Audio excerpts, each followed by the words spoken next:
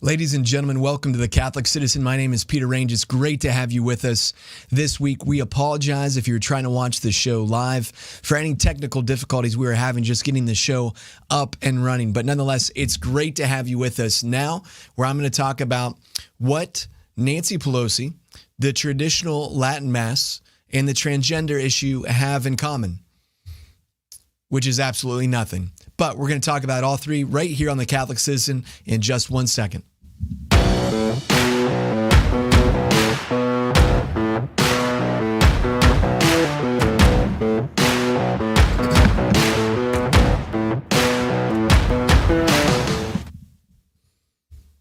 All right, brothers and sisters, welcome back to the show. It's great to have you with us. We can't do any show, though, without mentioning Casa Bea Cleaning. Casa Bea is just so important to what we do here. We're so thankful for their support that they've given us from the beginning of the show. They help us keep the lights on. So please, patron Casa Bea. If you need help cleaning your home or your office, wherever it may be, Casa Bea Cleaning is the place for you. They're great people, and they do great work. Secondly, though, speaking about keeping the lights on, one of the reasons we are having technical difficulties is that we need you to help sponsor the show to keep it going. So I want to thank the three people who have already offered their finances to help sponsor the show. There's all these different perks that you get if you help to sponsor the show, whether that's at the $3 level or all the way up at the $500 level, whatever you feel like is important to keep this show going. So please visit thecatholiccitizen.com. Again, that's thecatholiccitizen.com to become a part of the sponsorship team here at the Catholic Citizen. All right, folks, let's go ahead and get to the show because there's just so much to cover. We're starting the show a little bit late, and I want to make sure we get to these important topics today. All right, as I mentioned, the traditional Latin Mass. So it's in the news a little bit in Catholic circles. Last Friday, July 16th, you may have seen Pope Francis issued an apostolic letter concerning the traditional Latin Mass. Now, basically, in short, what this letter does is it places new restrictions on where and by whom the traditional Latin Mass can be celebrated, and requires new permissions from local bishops, even for its use. Now, let me just say from the outset, I am not a liturgical expert at all. I've maybe only been to 2, maybe 3 traditional Latin masses, and I'm still trying to understand what's going on here. So I'm not talking about this from an expertise type perspective. This is just one poor layman's perspective on this particular issue. So if you're a traditional Latin Mass goer, or if you're someone who didn't even hear about this news and you're like, well, why is this even important? Just bear with me here in a moment. I mean, if you go to Luke chapter 24, right, we see this story about Jesus walking with his disciples on the road to Emmaus.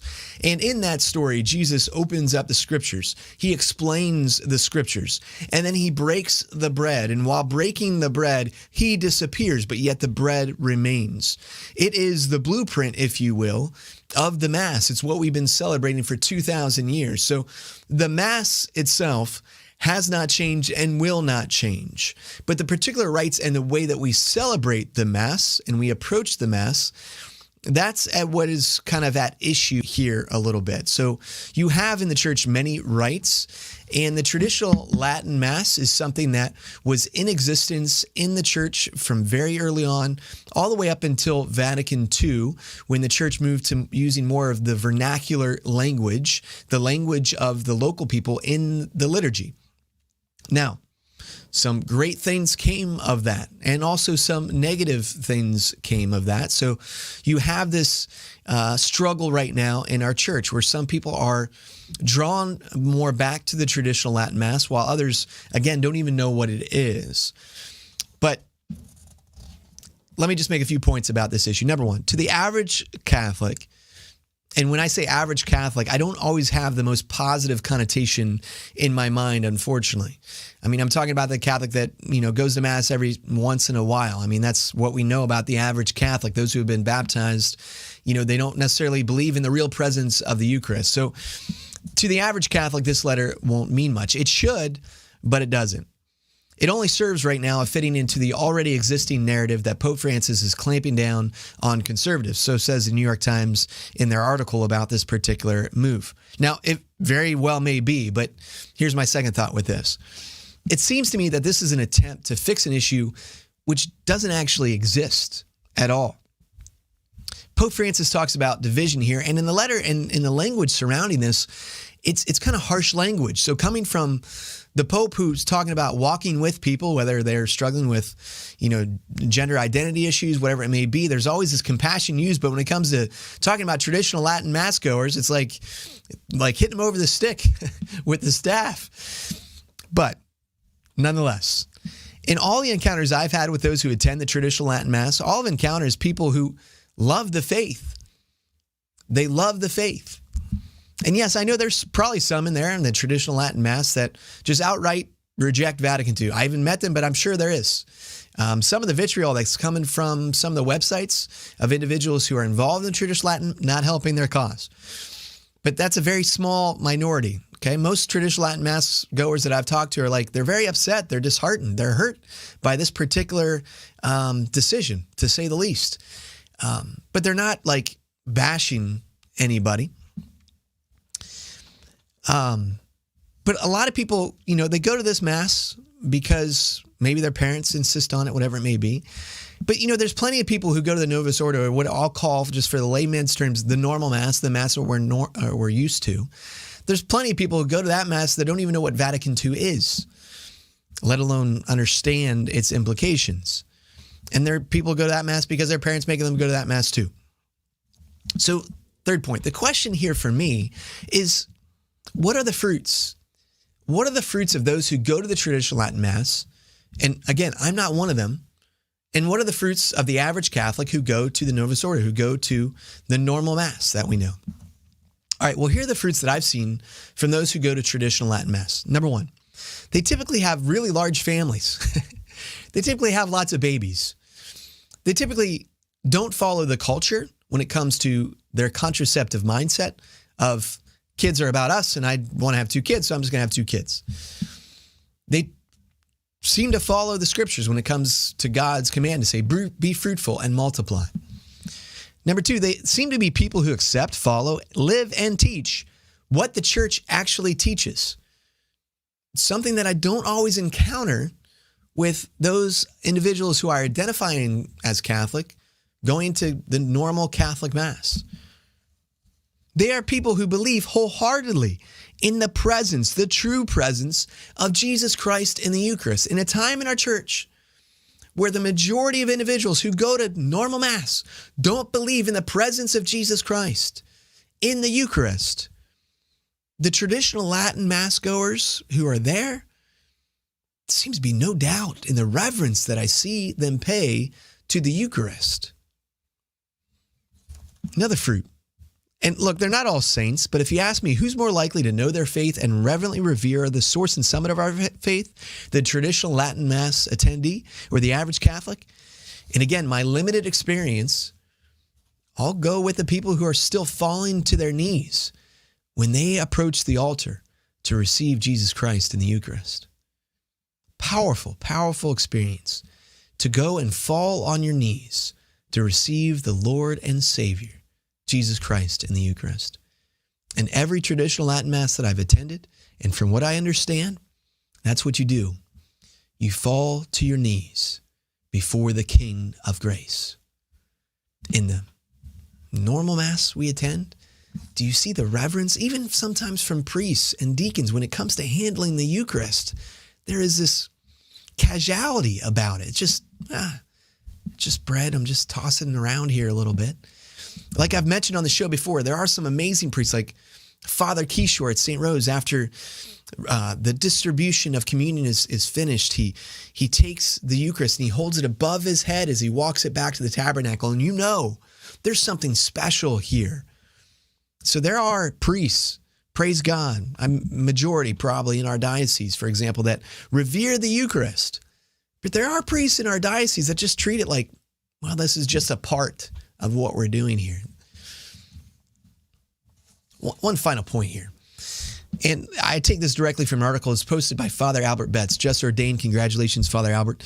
But he posted an article by retired professor of theology, Dr. Larry Chapp. He taught for 20 years at DeSales University in Center Valley, PA. He's currently the owner and manager of the Dorothy Day Catholic Worker Farm in Harveys Lake, PA. He's someone who criticizes both people on the right and the left of the church. But this is what he wrote.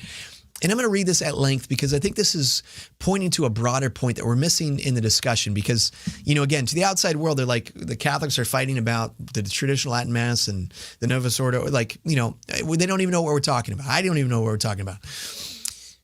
So this is, it's getting in the weeds here. But I think there's a larger point that we're all missing as a church right now. And I think Dr. Chapp hits it on the head. So bear with me. He says, quote, "What is lacking is a piercing pastoral analysis of what has brought us to this point in the first place." Excuse me. Why is it that so many Catholics of deep faith have grown weary of the business as usual Catholicism of our parishes and have felt the need to flee to an older iteration of the faith in both liturgy and in theology, and who do so not of nostalgia for a past they never knew, but because they have found something there that rips open their souls with the passion of a lover? So just to pause here just for a moment. He's talking about there's a lot of people who are very deeply into their faith that are just seeing something wrong with business as usual Catholicism. And well, they should, because literally the Catholic Church is bleeding people leaving the church. The largest growing religion is Catholics who've fallen away. He continues, "We can prattle on with spittle-fecked outrage about the audacity of those who dare reject Vatican II or who dare criticize the Novus Ordo, but it will come to nothing unless we own up to the fact that the Church has failed to recognize that the anomic and nihilistic cosmos of postmodernity has laid waste to all of our standard structures of meaning and of all traditions that embodied and made real that meaning and of all the moral and spiritual weight of everything that came before 5 minutes ago." So what I think he's talking about here is there is this postmodernity world out there which has laid waste to our standard structures of meaning.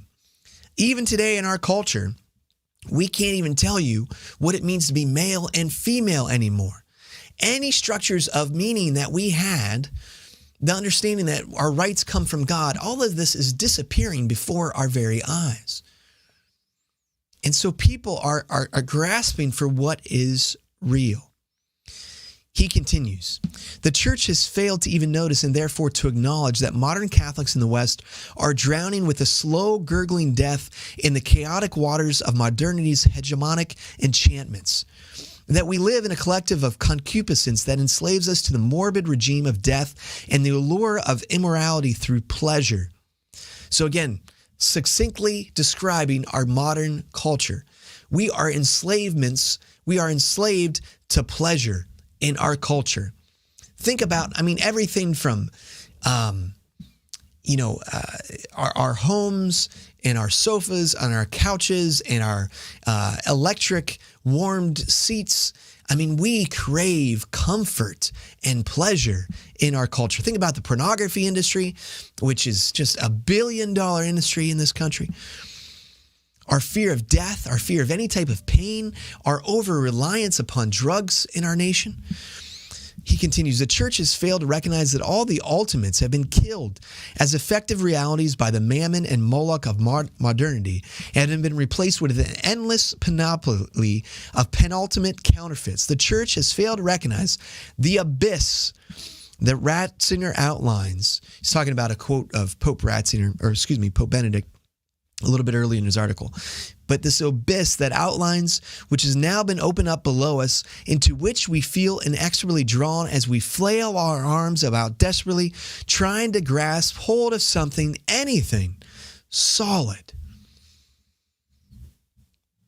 So we've reached, and even people of faith, he quotes, St. Teresa of Lisieux earlier in this article, people of faith. Think of Mother Teresa of Calcutta. We have this dark night of the soul. Even as faithful Catholics, we know, is this all real? Even if you're going to, daily mass and everything, you question, is this all real? Is this all worth it? But then you have this whole society and culture which is moving in a direction which says, no, it's not. And look, the best you can get some pleasure if you want that. We've got some pleasure to offer you. We've got some power to offer you.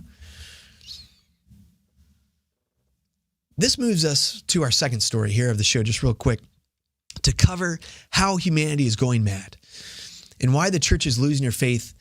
And so there's an attempt by some, say the more traditional Catholics, to remember to return to that which is solid, unchanging, that which is steadfast, to return to worship which is more about God than more about me. What am I getting out of Mass? Oh, I like the praise and worship music. That was beautiful. And I love praise and worship music. But it's not about you going and having a good time and listening to some great music. That's not what Mass is. It's not what worship is. Worship is about God the Father. But look, humanity is going mad.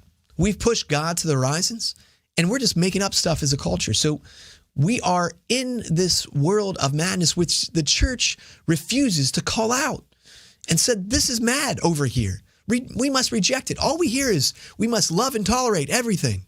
It's like, no, we can't, because it is madness over here. And we don't love and tolerate madness. So you don't believe me? Check out Facebook Watch original series, 9 Months with Courtney Cox, former TV star from the 90s hit show Friends, which I grew up on. Should never have watched that show. My parents never should have let me watch that show, but they did. Season 3, episode 8, Courtney chronicles a married couple, where the biological female just gave birth, but the biological female is identifying as the father, the male. And the biological male is identifying as the female, as the wife.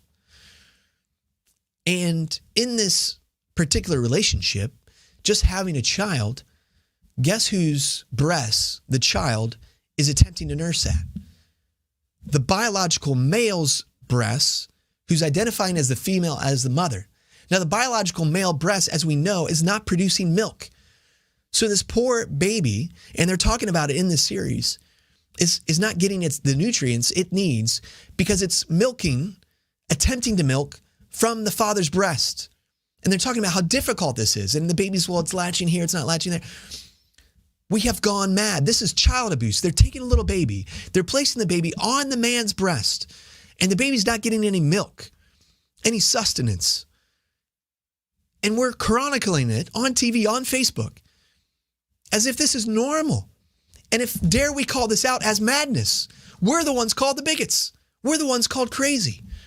But this is the world and the culture we're now living in right now. And do you hear a peep of this from the pulpits? Do you hear anyone calling this out and saying, this is madness over here? It's madness which must be rejected. Or do all we get is, we must love and tolerate. We must love and tolerate.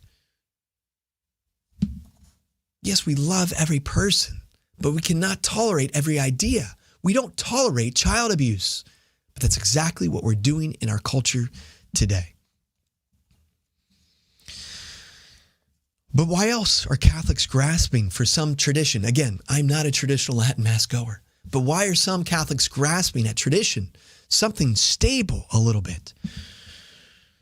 Maybe it's because those who are attending the, again, quote unquote, normal Mass, including prominent ones, not only advocate for women to be allowed to receive abortions, but actively promote the government to pay for them. From President Biden to Nancy Pelosi, who both faithful, quote unquote, Catholics who go to Mass, practicing Catholics who go to Mass, admitting that it's a priority of theirs to end the Hyde Amendment, which ensures that our taxpayer dollars don't go to fund abortions. But right now, this week and next, the House is going to be voting on legislation which is going to repeal the Hyde Amendment so that your money as a Catholic is going to go fund abortions. And these are Catholics advocating for this.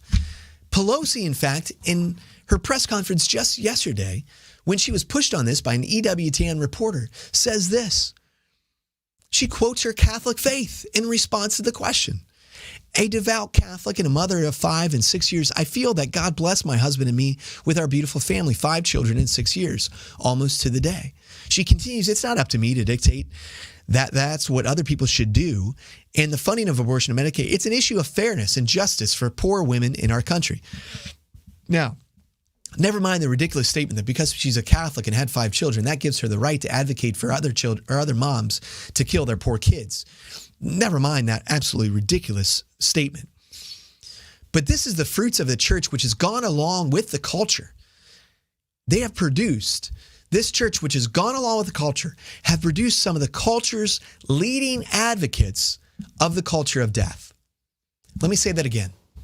The church, which has rejected tradition and embraced the culture, has produced some of the leading cultural advocates of the culture of death, including the President of the United States of America, who supports abortion on demand through all 9 months of pregnancy, and the Speaker of the House, both who claim to be faithful Catholics, but advocate for the killing of unborn children to the tune of 1 million a year in this country alone and 42 million a year worldwide in our country. And we wonder why people are grasping for truth in our culture and society today. Now, look, I'm glad that Archbishop Cordileone from San Francisco spoke up and had a very powerful statement against Nancy Pelosi's words just the other day.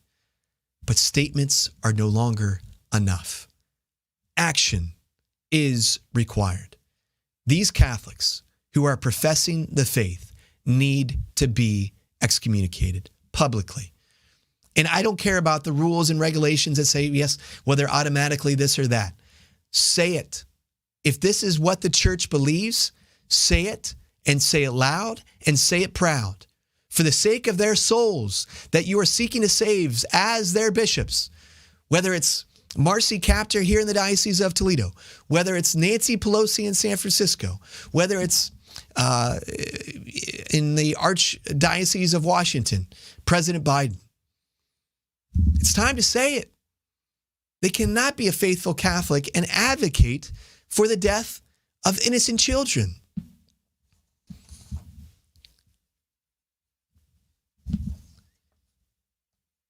The church, which has gone along with the culture, is producing some of the leading advocates for the culture of death. Let that sink in for a moment. The leading advocates for the culture of death are coming from our pews. I think it's time to re-examine a little bit of our liturgy, our worship, our preaching, and our lack of living the faith.